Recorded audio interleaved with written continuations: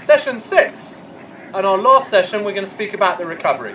We've spoken about acceleration, we've spoken about rhythm, we've spoken about the front end of the drive phase, we've spoken about the midpoint of the drive phase, and we've spoken about the last part of the drive phase. Now the recovery.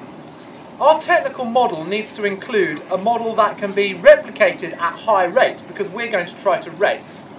To my mind, we need to make up time somewhere because our rating needs to be high in a race.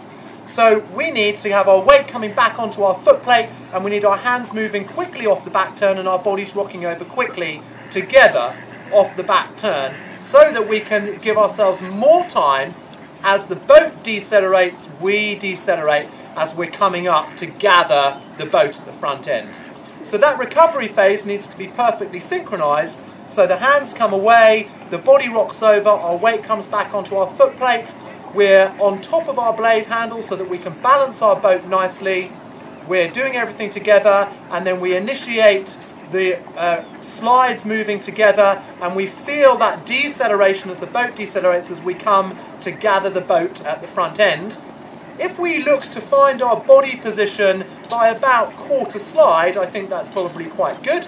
Find our body position by quarter slide, and then legs up, put the blade in the water, and then the legs initiate the drive phase.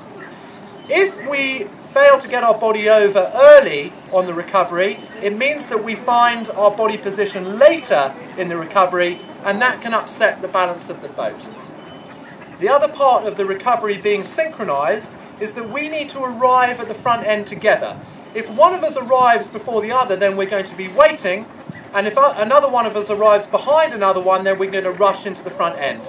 So that recovery needs to be perfectly synchronized so that we arrive at the front end together, so no one is upsetting the balance of the boat or they're not slowing the boat down. We're arriving together and gathering together at the front end, and then putting that blade in with our outside hand, short and sharp movement to pop the blade into the water to complete the recovery phase.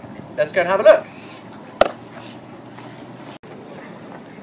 Session 6, the recovery phase. What we can do here is do pauses as our crew at certain stages of the recovery. So we could do pause at hands away, we could do pause at body over, we can do pause at quarter slide, we can do pause at half slide, and we can make sure that we're all set at the right place. That's going to help our unification on the recovery so that we're all doing the same thing at the same time. Now obviously one of the things that we're trying to achieve is to be fast in a race, and in a race the rate needs to be high. So this recovery phase is important to have the hands moving away quickly at the back end so that we can save time there, so that as we come forward we can slow ourselves down a little bit even at a high rate.